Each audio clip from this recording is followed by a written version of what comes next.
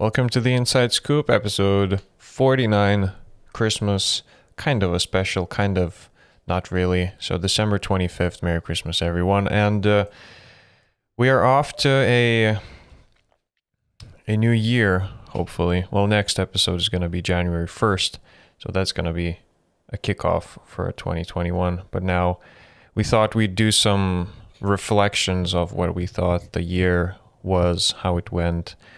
Not necessarily the global situation and everything. It's mostly about our internal journeys and like what our self-improvement journeys were and how they went. So, hi Oscar, thanks for joining me as always. Hello, good sir. And we are going to just, I guess, chat. Like, do you have anything? Do you already have anything like in mind? Just about what you think your main, maybe even like sum up a year. Is it even possible? I'm putting you on the spot, but like sum up in like a sentence or whatever. God damn it. Is that it? I just summed it up. God damn it. You don't have to. Yeah, we can just do it later on at the end or whatever. Sure. What's the plan? What were your themes this year then? I can't give you a summary. I just talk about some things. Yeah, well, I'll repeat the question. What were your themes this year? Words, anything. Just throw out anything. Like Advent of Code was something that we both did. We both tried. So improving in programming, that was a theme for both of us, both academically and not,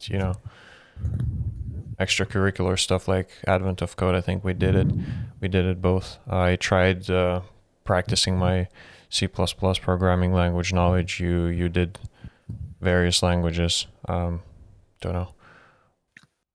What else you thinking? I can only think of the summer. I can think of making grand plans for the semester. Oh. Mm-hmm.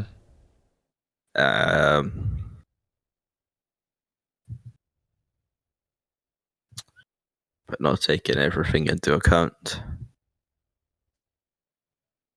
I guess that's another thing of learning then. I don't know. Because I think we both learned a lot, especially with the way that the podcast just evolved and we had to adapt and stuff. I think starting off in the studio and then like having to quickly switch to totally online approach because of COVID and all of that happened again, that we were all just closed off.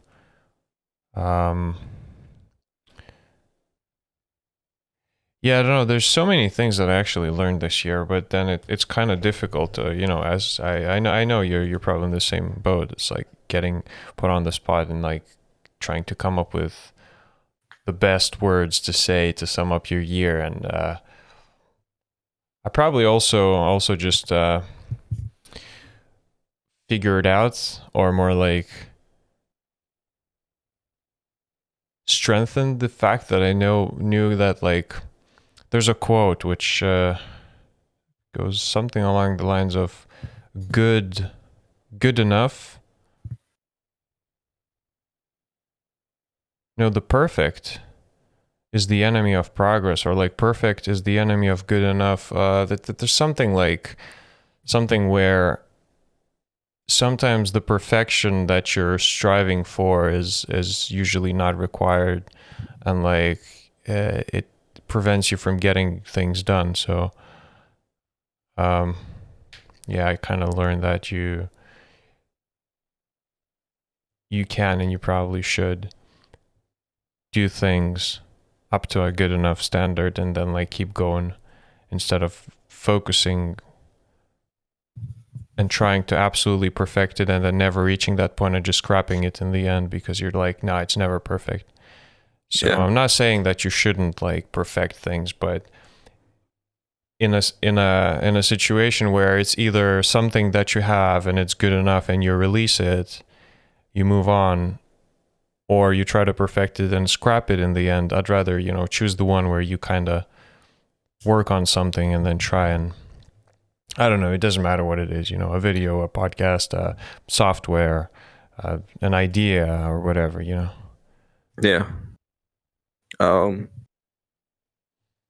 I guess to that I would say it probably does matter what it is. There's things that people spend their entire lives just perfecting. True. So making the CPU more efficient Mm-hmm. is all about just, I guess you could say, perfecting it, and more as much as you can. But then, like, you have to define perfection, Mm. and the definition, like perfection, and of a certain thing in a certain context. You just have to define what it is you mean when you speak about something being perfect. And when it comes to like video things that are subjective, Mm. that it's going to be different for different people. What it means for a video to be perfect. But I guess, yeah, at the end of the day, like for a for a videographer or video producer or whatever, the goal might be to have the most people engaged with the video for the longest time. Mm-hmm. And that would be like striving for perfection, I guess, because within, you can have perfection. Like, you can have a perfect solution to something where there are multiple solutions. Yeah. But it has to be rigidly defined. And in most cases in life, you just, yeah, I mean, even if it is rigidly defined, but you can strive for something lower than that. There's going to be diminishing returns, as we discussed before. If you're striving for perfection, like, there's going to be a point in probably in whatever you're doing, that there's no longer a point to perfecting a thing. And but then, like, we were talking about perfecting something, but yeah, it's a striving towards a goal of making something good in some sense, I guess. But if you're not striving towards the goal of making something good anymore because of diminishing returns, your goal is just something else now. Your goal is way bigger, because that thing was never really a goal. It was just like a checkpoint. It was like Okay. waypoint, I guess. The goal really was something else completely, and that could be, I don't know, in your life, living a good life. It's not about just having a good career. It might be about having a happy family or whatever. I don't know. So, like, while first you might be striving to have a good career, like, eventually you'll be striving for other things, maybe. So while originally you were perfecting for one thing, or striving for one goal, eventually it becomes something else, and then you realize there's a wider goal of trying to find some meaning in your life. And like you should probably change and adapt to the new knowledge, right? Like, not like hold on to something that might not be the best, or like as you discover new paths, you may realize that, oh, that's probably the better way, right? Yeah. Well, yeah, the meaning is, I guess, always moving, always transforming. Whatever brings you meaning is always changing. Maybe not always changing. I don't know. I guess. Yeah. I guess if you create a passion for yourself through a career, then for a while that becomes the meaningful thing. And maybe if it becomes your identity, then it's not so much maybe that you're passionate about it anymore, but you just don't want to lose it because that's everything you have. I don't know.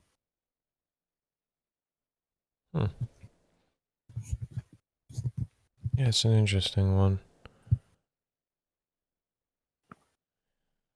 Yeah, it's quite a time for reflections. This I think just taking a little tangent, but like in our culture, we and I had a chance to like have a dinner with like people from all over, right? And you realize that, oh, you know, Christmas isn't really a tradition in some other people's dictionaries, you know? It's just like Catholics or whoever else. And we all have like different versions of what the thing is. And what might seem unrelated to what we talk about, but it's like, I was always almost like taught that this is the period of like reflection, and I think the Advent period is like the period itself of just like thinking back to like, I don't know, thinking back to whatever, whenever. So, yeah, just putting it out there.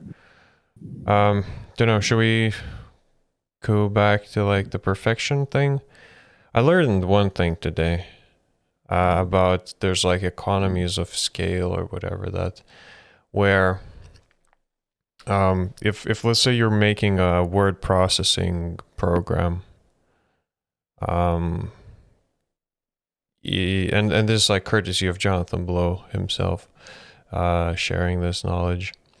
Let's say you're making a word processing program, and then it kind of works, but it kind of doesn't. It crashes once in a while, and it crashes for like, I don't know, a few users in like.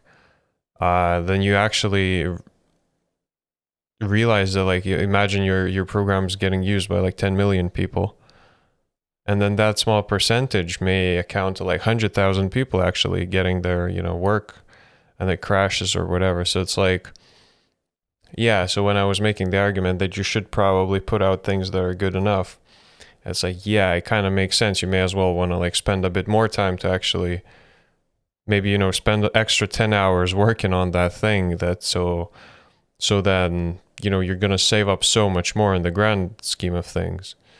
So I guess when I say that, like, you shouldn't perfect you shouldn't perfect everything. And yeah, I mean, like, perfect it up to a certain point and up to a healthy amount, I guess. Yeah, well, perfection is a weird one. I guess, yeah, if you say perfection would be a program, you know, let's define it. Let's put it in concrete terms. Mm-hmm. Say perfection would be a program that doesn't crash for anyone ever. Mm-hmm. You know, then you could talk about diminishing returns there in that sense. It's like, okay, you've got 10 million users and it crashes for one person in 10 years. Yeah, I mean, that's ridiculous, but yeah, true. But like, even let's say if it crashes for more users, but then the more, because obviously the more complexity you add, the more prone this is for like crashes and bugs and instabilities and anything. Which in turn means you can either sacrifice your complexity and, like, you know, the feature set, or you can spend way more time trying to like fix all those issues, and then maybe, you know, not even moving on to implementing new features which might help more users. Mm-hmm. Just trying to fix. So I think that's what happens with like legacy code and all the stuff that's like just being old, and then they move on to new features and new features, and then the term called technical debt creeps in, and you realize that you still have such a huge like technical debt, which is a term used to describe the issues and bugs and all the other stuff which you're dragging with yourself along from like the earlier projects, whatever, sprints or however you want to call it. It's like you do know that it's broken, but you just don't have time to fix it. So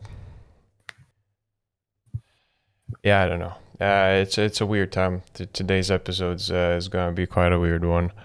Yeah. The reflections, goals, and sort of, because I don't know what I want. Maybe that's it. Maybe we need to like think about clarity more, right? Yeah, maybe that should also be my New Year's resolution, kinda. It's like to find more clarity in things, in whatever, you know. It's Well, difficult in this uncertain world, but yeah. Zero clarity today because I've just been stuffing myself with food.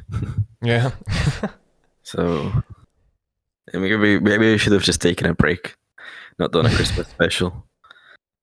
Well, that's why the episode is special, isn't it? It's different from the other ones where you just can't form your thoughts or whatever because you're full of food. It's called special, right? Well, but anyway, what else? So Christmas misery, we can call it. Christmas misery. Yeah, so thinking back to the reflections of the year, let's go back to the topic then. Okay. What did I do? So if I reflect back on December, I see that I made like a quick 4 points list, but it's very simple and it's also like very concrete, like very like so it's I learned OpenGL, I guess, in the past month at least somewhat. Got a new passion for C++, even though I'm now hearing another arguments from different persons in the development world where they say don't use C++. Yeah, don't listen. Yeah, that's the thing. People just want to fucking hate on shit.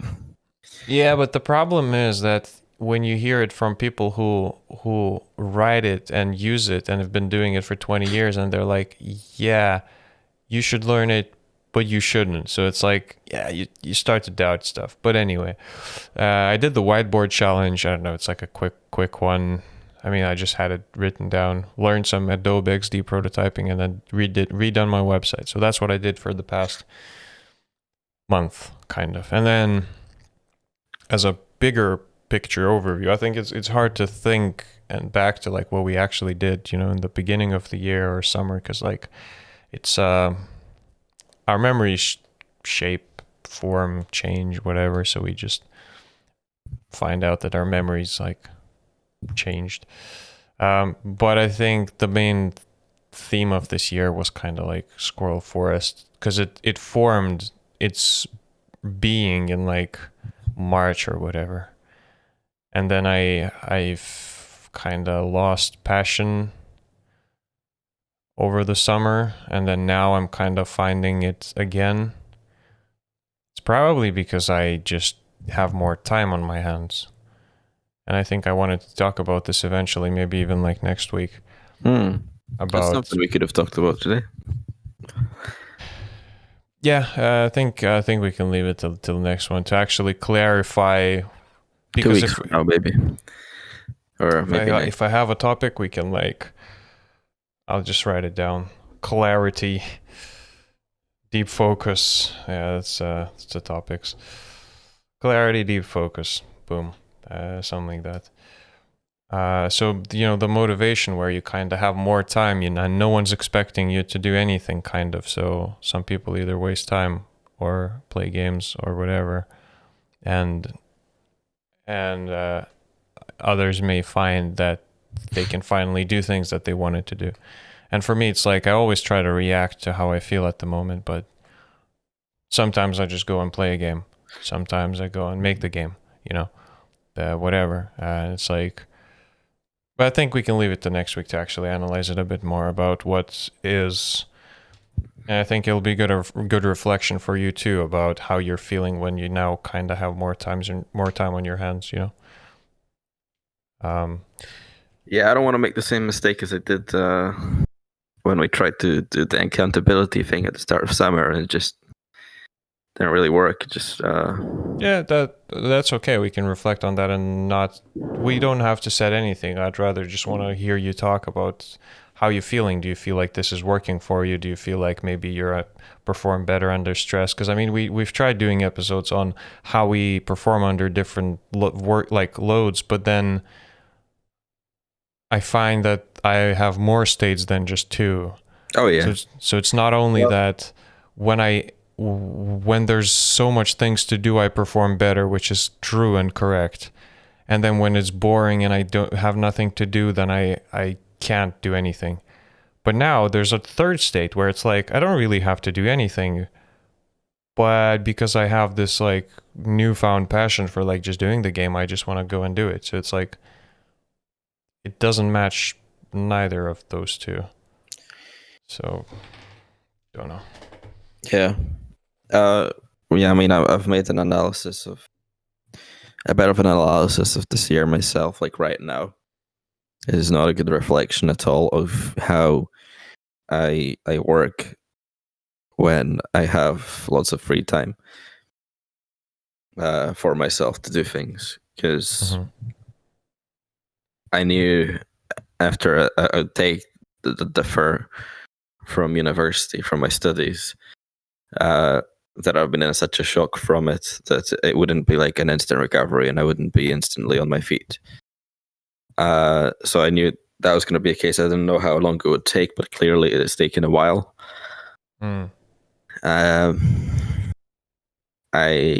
over the past 2-3 weeks, have just been making ridiculous plans. Planning to do things and never getting around to doing anything. The other thing was that I had gotten rid of my phone for a while. Then I got my phone back for a while because I thought I'm going to get back on the bike and to do Deliveroo or Just Eat, and I needed my phone for that. And I thought because I'm going to be on the bike, it might help me with my mental health and shit. But I was aware that because I've not had the phone for so long, now that I'm getting it back, I'm not necessarily going to know how to deal with that. It's going to be a lot again, because like we've been basically brought up with like electronics and phones and so it takes a lot, I think.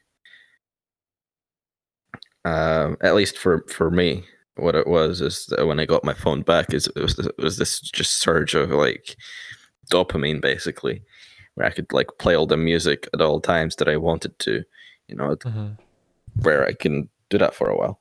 And I just got myself in this like hype, manic state, I guess. And having bipolar, you've got the manic state and you've got depression on the other hand.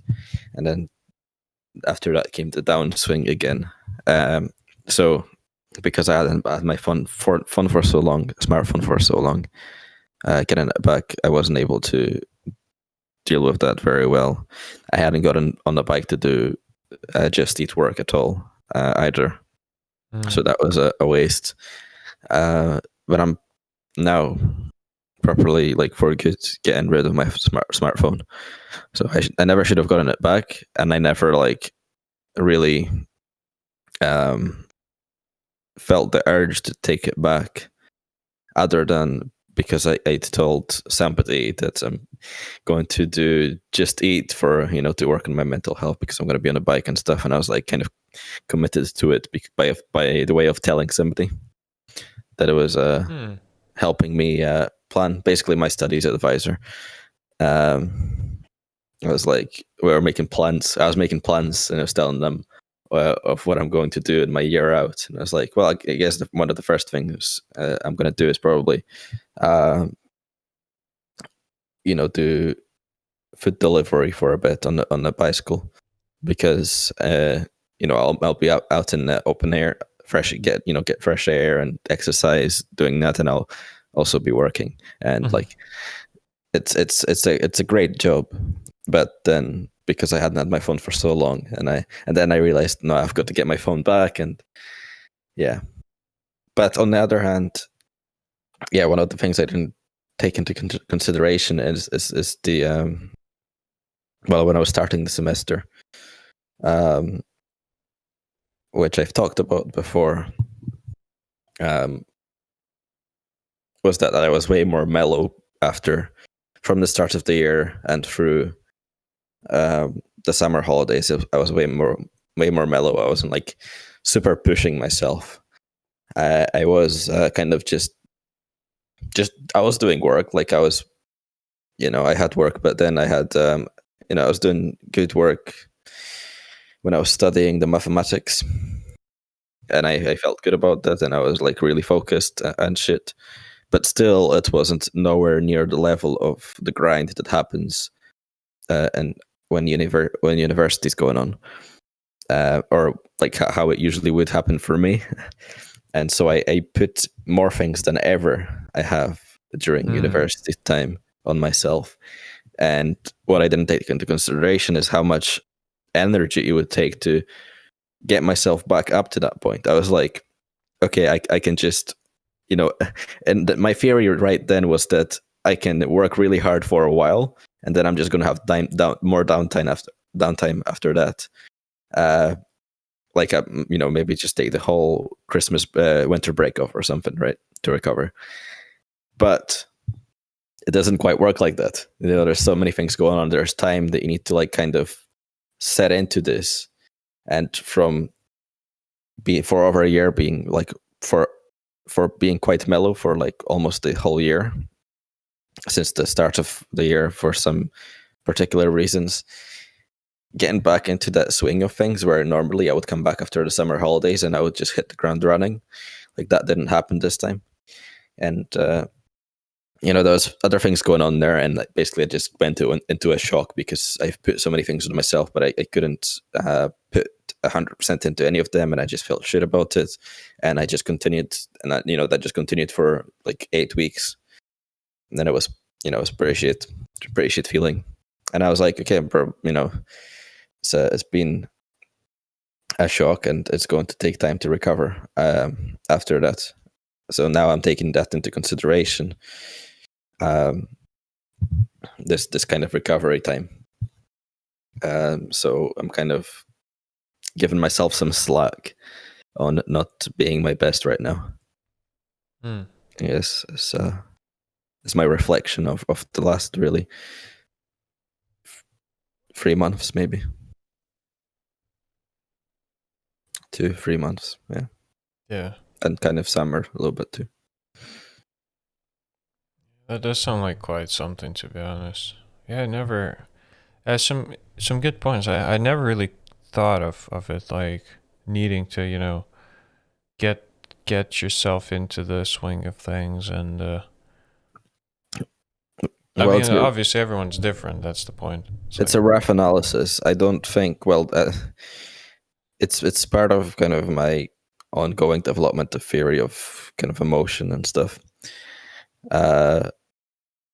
But not that there's something really to it. But I'm trying to have a universal, trying to develop kind of a universal system for this. So, like, it's going to depend on everybody's situation. So, like, this is a case by case thing right now. Like, what I've said for myself isn't going. Not because it's rough. Like, it's rough kind of estimation on what's going on. Like, you're not going to be able to take anything of what I said and apply it to yourself. Like, yeah. True. It's like personal too, right? For everyone, different. At this stage, it's personal, yeah. Mm-hmm. Yeah, I think we could talk about it next week for sure. About like planning versus doing, because I think I learned quite some things. It's like, obviously I just keep saying it every time, I just keep saying I learned it, but it's not as if like I took notes and I studied it 7 times over just to re-clarify. So it's like you find something out about the way you might, operate better. Because someone introduces like a new idea, and then you're like, oh, this idea is so cool, and then you forget about it like a few weeks after. But I think we could chat about like planning and doing stuff. Because if you feel like most of the time you've only been planning and not doing things, we could like see where a fault lies. I feel like my own kind of planning also, like planning doesn't really help me either, I think. Yeah, I mean that's something I can probably.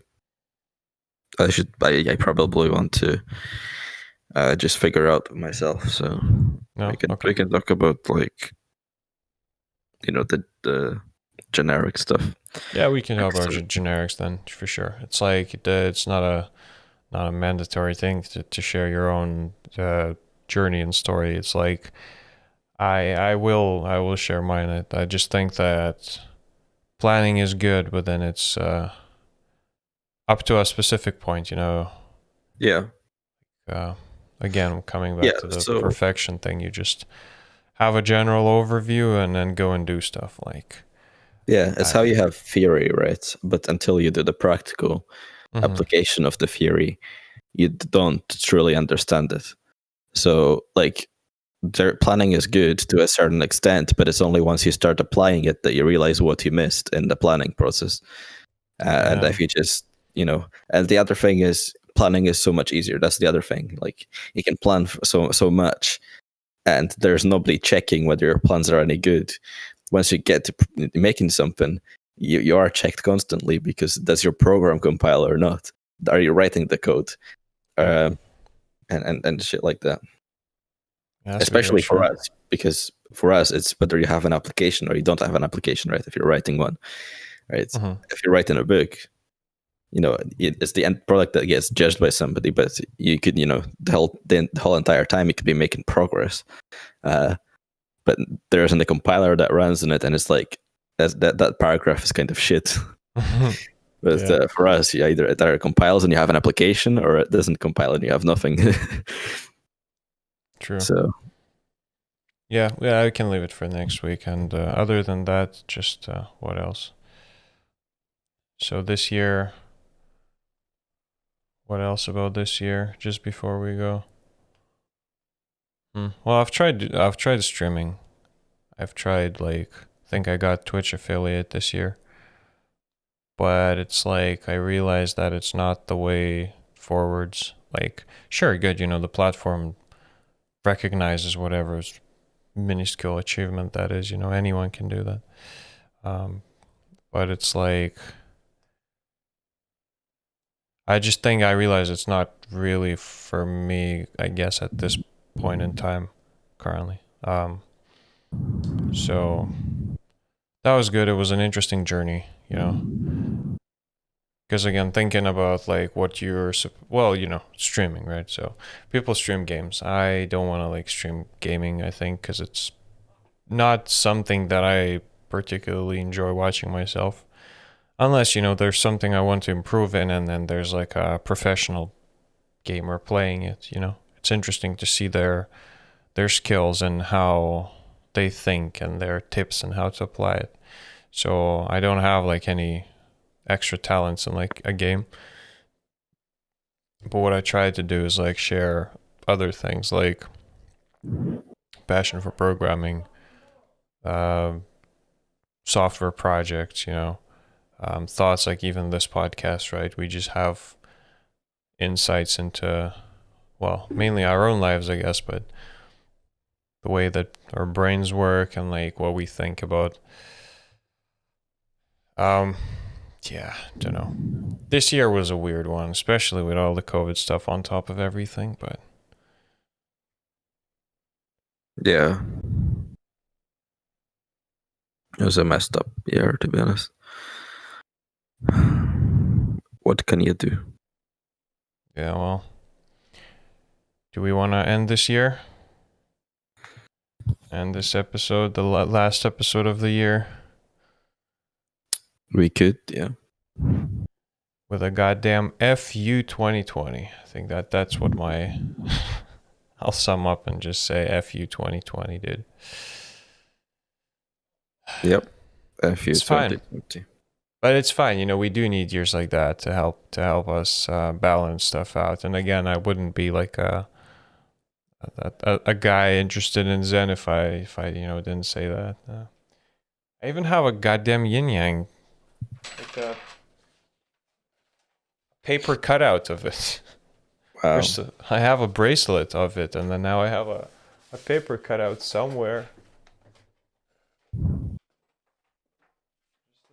Just the thing that reminds you, the balance. So, so let's say this was 2020, right? The black side. Let's just now move into the light. Lol. This episode's getting interesting. That's so idealistic. it may be, but we shall see what happens. Okay. Hope for the best. So, 2020. Thank you for all that you brought us, FU, at the same time, but it's kind of like, people have been shown things that they've not seen before and made to consider other things that they've not considered before. It's like a learning experience for everyone. And yeah, that's our last episode of the year. That's it for me. If you have anything to add? That's it for me as well. See y'all in 2021. Stay safe. See you there.